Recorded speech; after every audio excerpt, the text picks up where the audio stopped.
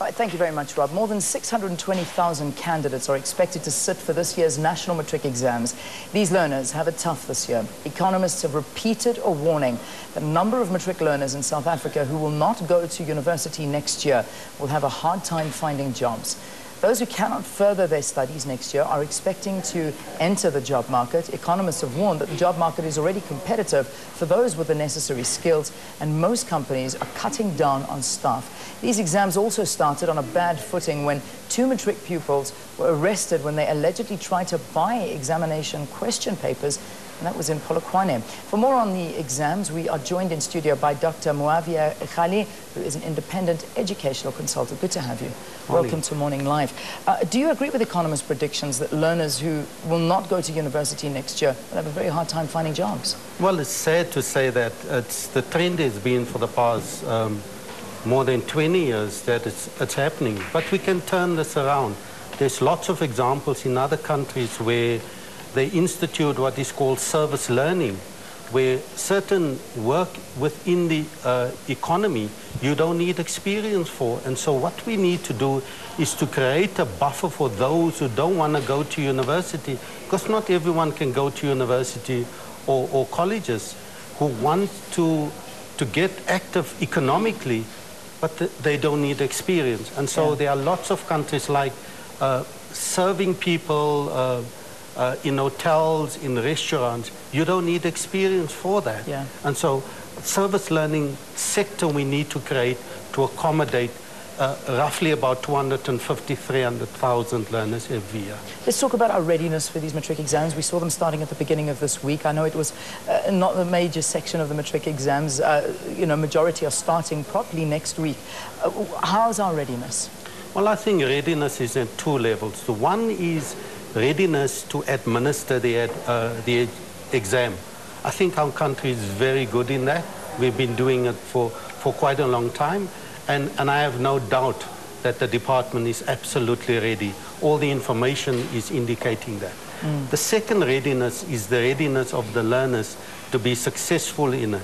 There are 2 kind of things. The one is those learners who have been consistently working very hard.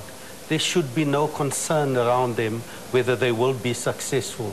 But then there are a portion of our learners who just don't, they're not consistent at all. And so for those learners, we need to indicate to them, this is the crunch time. It's all about you.